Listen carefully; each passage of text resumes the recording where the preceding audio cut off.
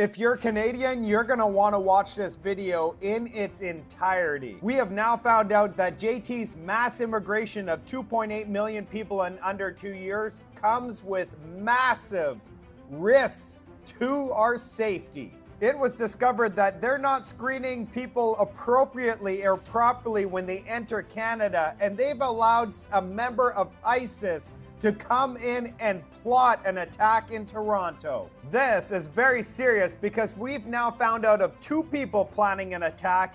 How many more are there? If these 2 people were discovered and were able to come and become Canadian citizens, how many more out of the 3 million people that came to Canada are a risk to our society? Let's hear the breaking news press conference, and then I'll have some comments to make. Let's go. Morning, everyone. Last week, Canadians were shocked and horrified to find out of a terrorist plot planned by a father and son who appear to have links to ISIS. Evidence exists that the father was involved in a horrific torture attack in an ISIS video. Shortly after the events in the video, this individual was admitted into Canada and later was granted citizenship by the Trudeau government. This is a colossal failure of Trudeau's national security system. Canadians have a right to know what went wrong. How did this individual gain entry into Canada and obtain Canadian citizenship? Canadians also have a right to know if there are anybody else, if there's anyone else in Canada with similar backgrounds who are granted entry into our country.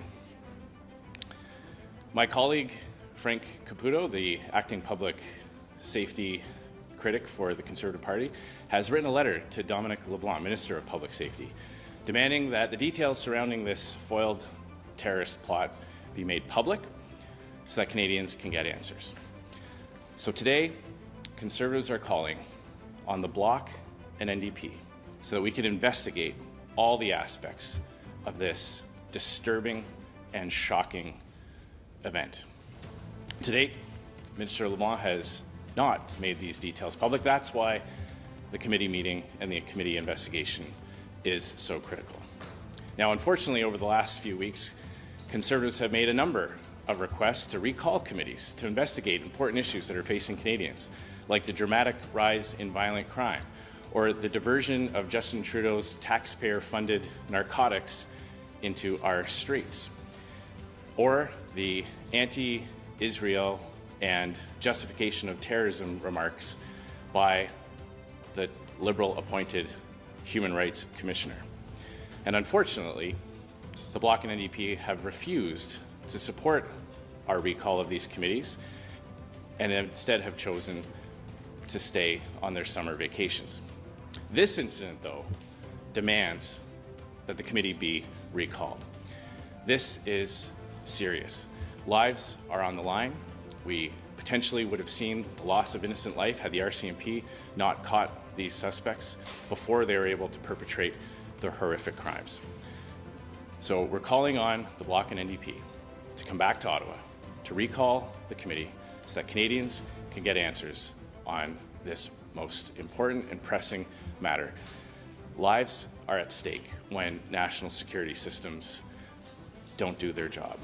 Lives are at stake when people with connections to terrorist organizations are allowed into Canada and granted citizenship. Now, this incident is an active criminal investigation. What makes you think that the RCMP, CBSA would be able to say anything, let alone the minister, who is separate from the RCMP?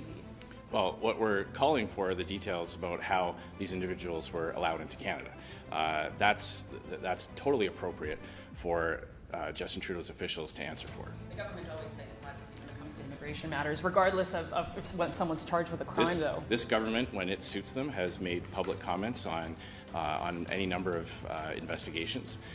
It's totally within their purview to inform Canadians as to how people associated with ISIS participated in a gruesome and horrific torture video were allowed into Canada. Whether or not there are other individuals who may have links to terrorist organizations are currently at large in Canada. I mean, this is a shocking and disturbing event. At a time when anti-Semitic hate incidences are on the rise, when Jewish communities are facing attacks in cities across the country, for Canadians to find out that their own government let in someone associated with ISIS and granted them citizenship, it's entirely appropriate for the government to answer for that. Have you had any conversations ahead of this press conference with the Bloc or the NDP about their potential support for this proposal? Well, as I mentioned, my colleague Frank Caputo has written to the minister to make these details public.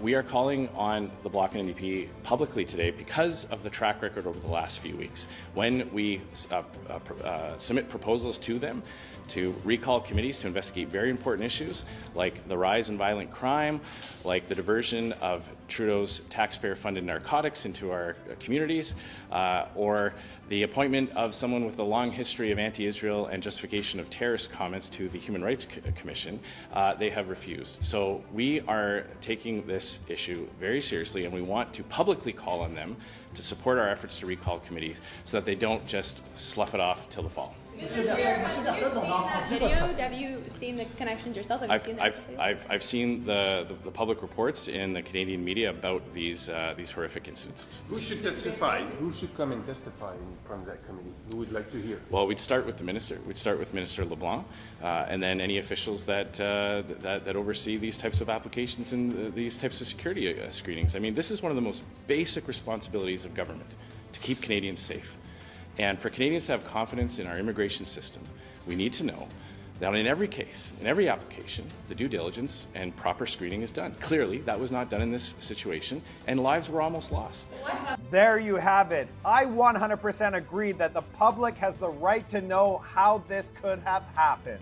We need answers, and by keeping us in the dark and not letting us know, that doesn't show that they are serious about this issue at all. The problem is Dominic LeBlanc is straight up hiding and protecting the names of the MPs that are acting for foreign entities and found to be doing treasonous acts.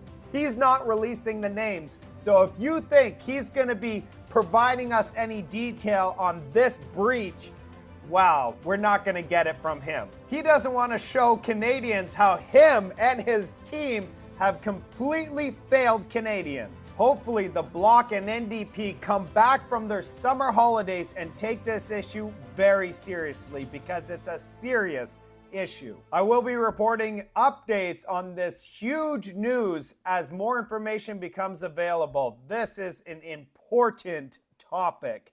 I'd love to hear from you in the comments section. Thanks for watching.